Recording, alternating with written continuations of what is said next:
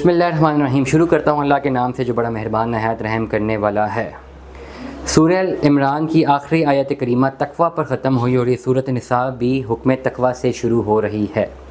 اے لوگو، اپنے رب کی مخالفت سے ڈرو جس نے تم کو ایک جان یعنی حضرت آدم علیہ السلام سے پیدا کیا اور اسی سے اس کا جوڑ پیدا کیا، اور پھر ان دونوں سے بہت سے مرد اور عورتیں دنیا میں پھیلا دیے. اور اللہ تعالیٰ سے ڈرو جس کے نام سے ایک دوسرے سے اپنے حقوق کا مطالبہ کیا کرتے ہو، اور خاص کر قرابت کے حقوق ضائع کرنے سے بھی ڈرو. بے شک اللہ تم پر نگہبان ہے. اور یتیموں کو ان کے مال دو، اور اچھی چیز حلال سے بری جز حرام کو مت بدلو، اور ان کے مال میں اپنے مالوں کے ساتھ ملا کر نہ کھاؤ، بے شک یہ بہت بڑا گناہ ہے. اور اگر تم کو ڈر ہو کہ صاحب حیثیت اور صاحب جمال یتیم لڑکیوں کا معقول حق مہر ادا کرنے میں انصاف نہ کر سکو گے تو عورتوں میں سے جو بھی تمہیں اچھی لگیں ان سے نکاح کر لو، 2 3 اور 4. پھر اگر تمہیں اندیشہ ہو کہ ان میں برابری کا انصاف نہ کر سکو گے تو ایک ہی کافی ہے، یا تمہاری ملکیت کی لونڈی تمہارے لیے کافی ہے. یہ زیادہ قریب ہے کہ ایسا کرنے سے تم یتیم لڑکیوں سے ناانصافی کرنے سے اور ایک بیوی کی طرف جھک پڑنے سے بچ جاؤ، اور عورتوں کو ان کی مہر خوشی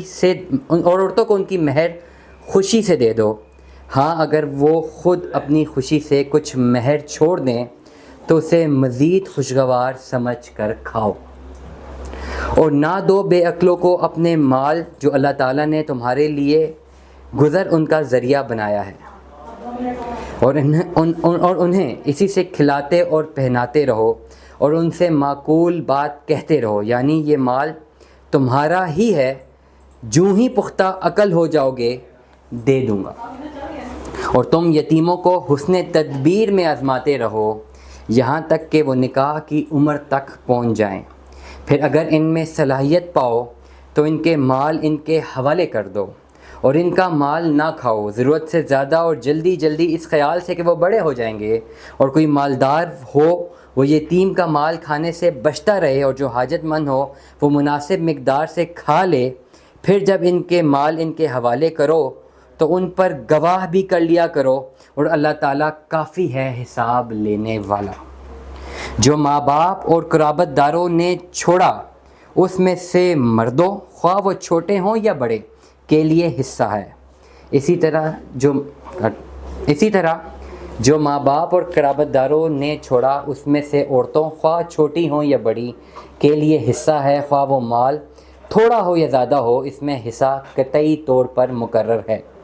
اور وارثوں میں تقسیم کے وقت رشتہ دار جن کا میراث میں حق نہیں اور یتیم اور مسکین بھی موجود ہیں تو ان کو بھی اس ترکے میں سے کچھ دے دو، اور ان کے ساتھ نرمی سے بات کرو. اور چاہیے کہ وہ جن کی زیر کفالت یتیم ہیں اس بات سے ڈریں کہ اگر وہ خود اپنے پیچھے نہ تو ان اولاد چھوڑ جاتے ہیں جن کا ضائع ہو جانے کا اندیشہ ہوتا ہے، یا تو یہ خود چاہتے ہیں. بس چاہیں کہ وہ اللہ تعالیٰ سے ڈریں، اور چاہیے کہ سیدھی بات کریں. بے شک جو لوگ ظلم سے یتیموں کا مال کھاتے ہیں وہ اپنے بیٹوں میں آگ ہی بھر رہے ہیں، اور وہ عنقریب دوزخ میں داخل ہوں گے. دعا میں یاد رکھیے گا. اپنا بہت سارا خیال رکھیے گا. Stay tune with us. اللہ حافظ.